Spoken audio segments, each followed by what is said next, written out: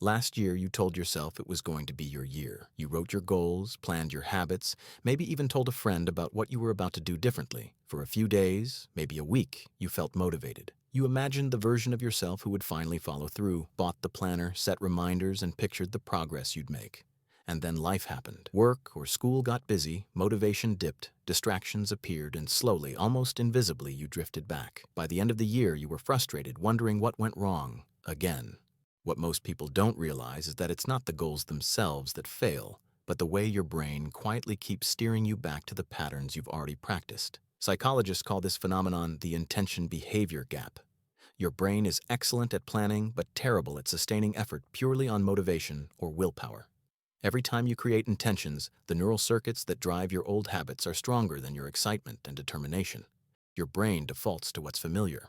Motivation fades, not because you're weak, but because your mind has evolved to conserve energy and repeat patterns it recognizes as safe. Simply knowing what to do isn't enough. Habits are embedded deeply, and your brain will follow the paths it already knows unless those patterns are actively reshaped. The truth is uncomfortable but simple. Your brain doesn't care about your resolutions. It cares about what it already knows. Every habit, every comfort zone, every distraction you've repeated for years forms pathways that make change feel unnatural. When you try to start fresh, your mind resists, not consciously but automatically.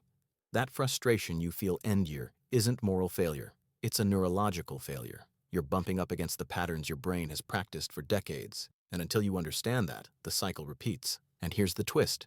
Most people approach the new year like it's a reset button, but that's not how it works. There's no reset. Real change comes from small, precise shifts in behavior, not from inspiration alone. So, how do I fix it, you may ask?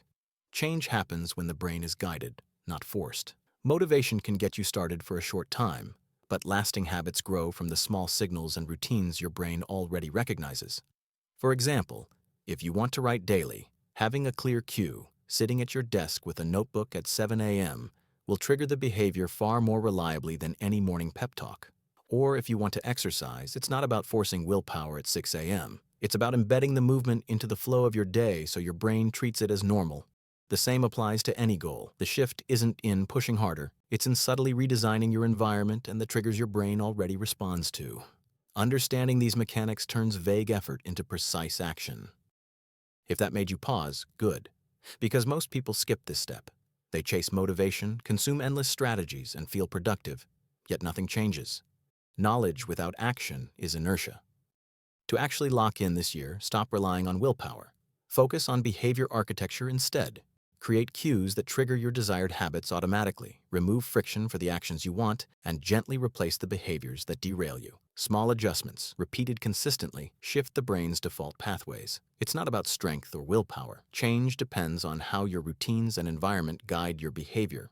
But remember, you can watch all the videos, read all the books, and feel inspired all you want, but none of it will matter unless you actually take action. It doesn't have to be a revolution. Even small, consistent steps can make the difference.